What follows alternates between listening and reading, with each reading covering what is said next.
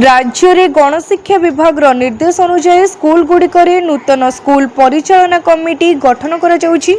एही परिप्रेक्षी रे खंटोड़ा पंचायत दुईटी हाईस्कूल और 5टी प्राथमिक विद्यालय रे कमिटी गठन संपन्न होइछि। गत 17 जुलाई रे आहारपदा प्राथमिक विद्यालय रे एसएमसी गठन पई प्रधान शिक्षक नोटिस जारी करथिले। 11 जन सदस्यों मध्यरु 10 जन बैठक रे उपस्थित थिले। सहमति न हेबारु सरकारी गाइडलाइन अनुसार सिक्रेट बालट माध्यम रे भोट ग्रहण करा जायतिबा दाबी करा जायछि। बैठक पूर्व सीआरसी और प्रधान शिक्षक समस्त सदस्यों को सरकारी निर्देशावली संपर्क में अवगत कराइथिले।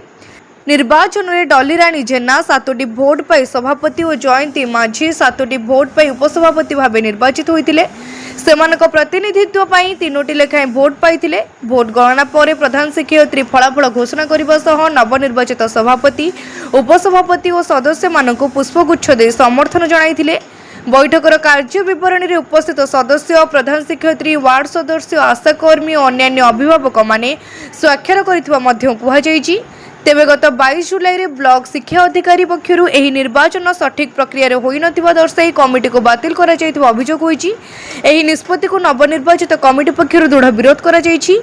कमिटी पक्षरु कुहा जायछि जे केउ सरकारी गाइडलाइन रो उल्लंघन होईछि ताहा लिखित भाबे जणाइबाकू बीओ को दाबी करा जायछि।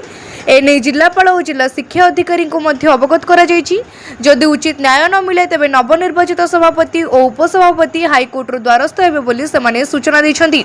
वर्तमान राज्य सरकार तांकर जो चिठी 26/6/26 Odisha school education programme authority जो अनन्या दास आईएएस जे कि project director state project director जो चिठी देइछन्ति सेही चिठी बा सेही guideline constitution of school management committee SMC school of the state ये जो सब्जेक्ट रे जो चिठी आछि सरकार के तरफ सेही गाइडलाइन मुताबिक गत 17 तारीख रे आहारपदा प्राइमरी स्कूल एसएमसी गठन प्रक्रिया आरंभ होइतिला एवं पूर्व निर्धारित नोटिस अनुसार कमिटीर समस्त 11 जन सदस्य भितर 10 जन सदस्य उपस्थित थिले एवं सहमति अभाव सेठी सिक्रेट बैलेट होइतिला।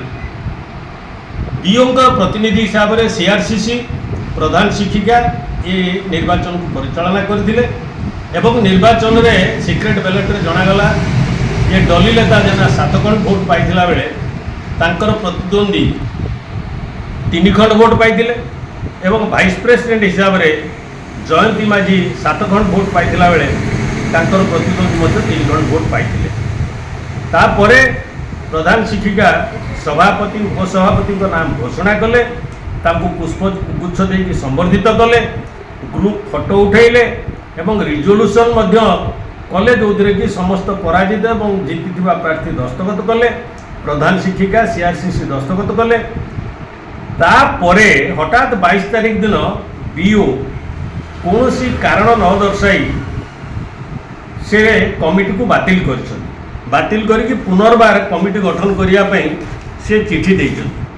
तेणु जेहेतु भाइस चेयरमैन लेडीज संरक्षित तेणु सीआरसीसी एवं प्रधान शिक्षयित्री महिला उद्देश्य उद्दिष्ट थिबारु एवं 10 जन सभ्यों भितर 7 जन महिला थिबारु से माने प्रथमे वाइस चेयरमैन इलेक्शन करथिले महिला को प्राधान्य दे यार अर्थ नुहे गाइडलाइन को उल्लंघन करा जाय सेमानकर अछि कि से भली किछि तांका पाखर देखै परिबे कि सी देखै परिबे कि कोनोसी गाइडलाइन कोनोसी निर्देशावली जे आगे सभापति हो पछर उपसभापति हो बीओ मध्य ये प्रश्न उत्तर दे पार ना तमे तो कालिकार माने किछि न जानि थिबा लोक तमे ए कथा कहउछ स्टेटमेंट दोछ तमर ए भलिया स्टेटमेंट को मु निंदा करूछ एवं ए जो स्टेटमेंट को सुनिले पंचायतवासी ग्रामवासी समस्त मध्य निंदा करू। भद्रकरू अनिल कुमार सामंत का रिपोर्ट तीर्थक्षेत्र लाइव।